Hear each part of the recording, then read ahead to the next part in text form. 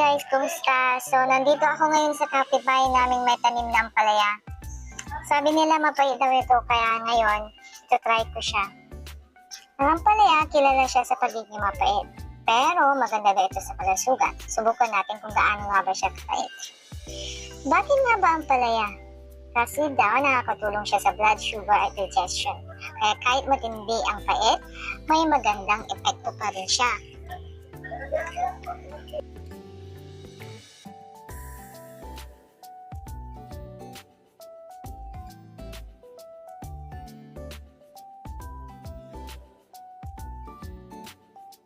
So, eto na.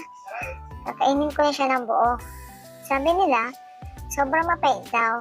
Pero let's see kung anong mangyayari.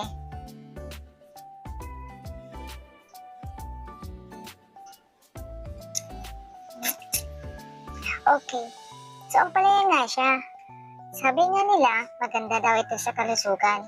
Kaya kahit sobrang pait, okay lang.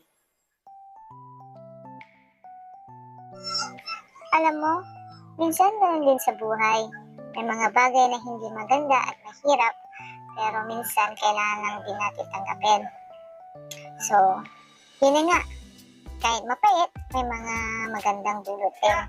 Thanks sa pagsama sa akin sa video na ito. Kung nagustuhan niyo ang video na ito, huwag kalimutan mag-like at subscribe. At kita-kita susunod. Bye!